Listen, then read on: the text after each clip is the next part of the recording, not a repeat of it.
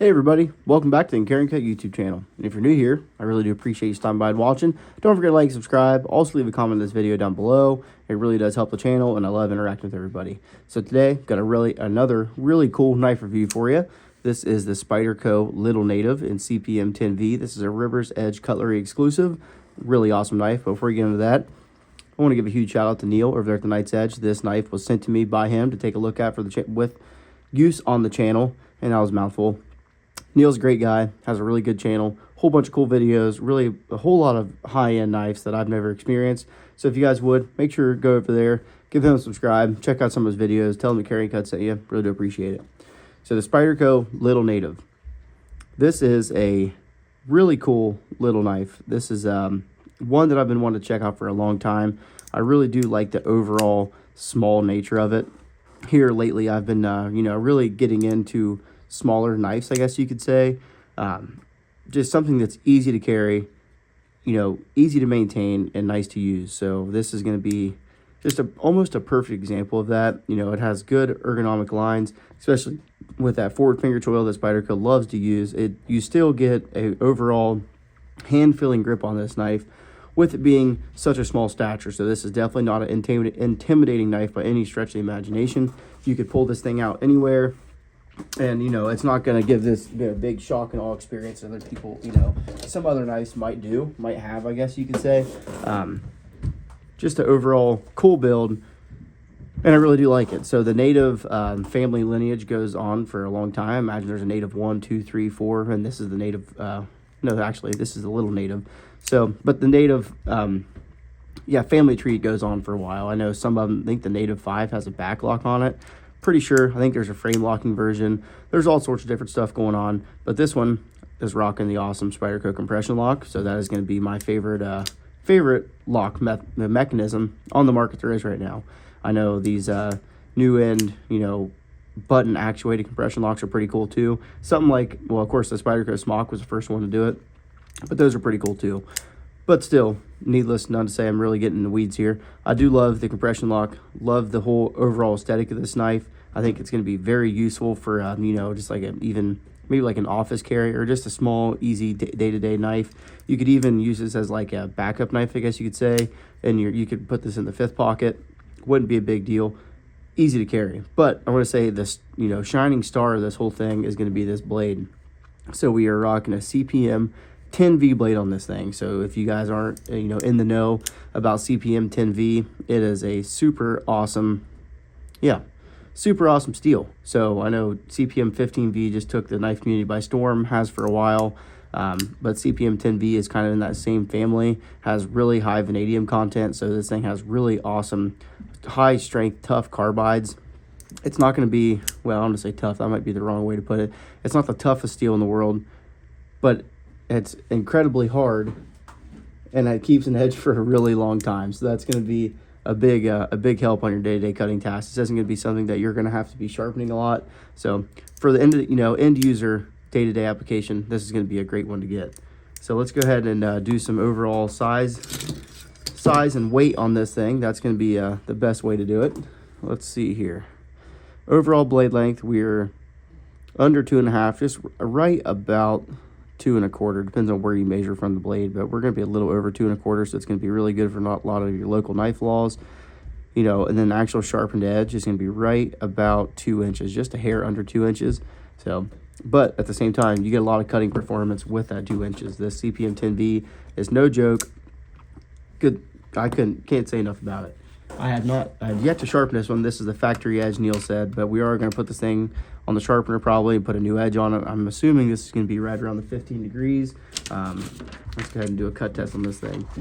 Super thin blade stock on it too. So awesome cutting geometry. Spyderco, they know what they're doing when it comes to making pocket knives, especially high performance cutting pocket knives. So super thin blade stock. I don't know exactly how thick that is, but I imagine it's probably going to be around the 118 thousandths that maybe the Kapara was.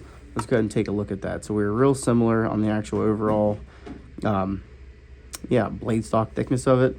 And we do have a taller, somewhat, not real tall blade. We'll go ahead and do some size comparisons, look at it, but let's put this thing on the scale. We are 2.4 ounces, so we're right there in that inch per ounce kind of category that a lot of people like to see. I don't get too hung up on that, but it is nice to see. It's a nice lightweight pocket knife. We do have, you know, stainless steel liners on the inside. Those are actually black coated too. We do have this Coyote Tan G10. Like I said, this was a River's Edge Cutlery exclusive. So if you guys aren't familiar with River's Edge Cutlery, which I'm pretty sure everybody is now at this point in time, they are a really awesome knife retailer, and they're even, you know, somewhat extra special to me. They are local to me, so that's within an hour drive from my house. So I love to get up there at the actual retail store. And if you guys never been in a retail store, it is awesome. You know, you get to go in, check out all the knives, hold them in your hand. The whole crew over there, they're just really good people, and they'll let you take a look at anything you want to. We have a deep carry wire fold over clip here, so really nice for retention. This one is super stout too because it's nice and short. You really do get a lot of, this thing is definitely not going to fall out of your pocket by any means. Let's go ahead and do some size comparisons. This is the only other really small knife that I guess that I have. This is the TRM Holy Nerd, and we're kind of in that same category. This one's even smaller, but the overall blade length, we're going to be somewhat similar in the blade length, but that is going to be a real only small knife that I have, and I've really fallen in love with this thing. I have a full review of this one on the channel. Make sure you guys go check that one out. This is a great little knife. Why don't we do a pair of three? Of course, I don't really need to get any bigger knives out. This is going to be, you know, dwarf the little native, the pair of three wheel. How about Benchmade bug out? Let's see, we're real big there, but the you know, overall carry profile, you know, we're going to be just about as thick as a pair of three, but way thinner. You know, the blade isn't going to be near as tall. So, and of course that aids in your cutting performance too. Full flat grind on this thing, and I think this is a DLC coating. I'm pretty sure 10V is not a stainless steel, so that's definitely going to help keep any somewhat, you know, sort of corrosion at bay. Of course, all the black liners, everything's all black accents, all the hardware is black. We do have T8 hardware all the way around, so the pivot's T8. Actually, I said that wrong, lying to you guys. We have T6 on this. I imagine that's going to be a stop pin screw, and the pocket clip screw is going to be captive. Going through one side of the knife, this is tip up carry, left or right hand. So that's good for the you know, the lefties out there. I know the lefties, they don't mind using the compression lock. It's going to be one of those things that either you like it or you don't. But overall design lines going to be, you know, really nice. You can choke back on it, get a 3-finger grip, or choke up. I think that's going to be where the, you know, shining factor is. Get up there, get that choke up point. You can really do some good cutting, aggressive, you know, kind of push cuts, and just feel confident in the knife you're using. Another thing, there is one tiny little row jimping right there. You got 3 little jimps. I would like to see that be, you know, just a little more, I don't know. I'd like that to extend out, you know, 1/8 the way of the blade. That's just a personal preference though. But here's a cool thing though. So I feel like the little native and the shaman, even, you know, all those, that family lineage, I guess you could say, really does kind of tie in. I feel like this was kind of canted down more. The shaman's kind of more of like a spear point, but this is kind of like that leaf shape. So like the Sage is going to be a really good example of that. The Sage 5 is going to be a similar knife in that category. Similar blade shape, I guess you could say. So see if I can find the Sage 5 here. And the Sage 5 is another really awesome knife that I've been wanting to check out for a long time. So we're going to have a full review of this coming up soon. Have not done it yet, but there we go. So we have pretty much a similar blade shape, really similar everything, I guess you could say. Everything, the design lines are going to be somewhat similar, a little more rounded up here with the actual Sage 5, but in matter of the finger guard, that's another thing. There's no jimping up here where the finger guard is. So that's going to be, you know, one thing that I probably would like to see, but really isn't a complaint or a gripe. But the overall blade shape is going to be really good for your everyday cutting tasks, cutting use, anything you want to do.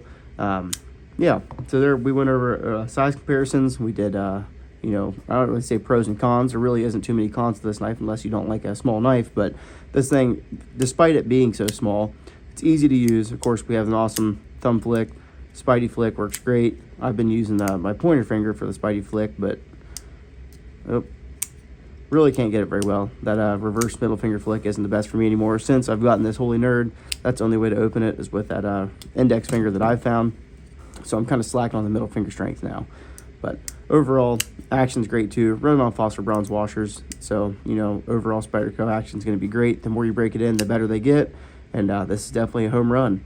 really do like it. All the black, the tan Coyote G10 really does make it pop. So good stuff. So we're going to be doing a full disassembly and review, or disassembly and maintenance video on this one next. Make sure you guys stay tuned for that one, and give this video a like, thumbs up, subscribe, and comment for more. And make sure you go check out Neil over there at Knight's Edge. Great guy. Can't say enough good stuff about him. So that being said, really do appreciate it. We'll catch you guys on the next one. Thanks.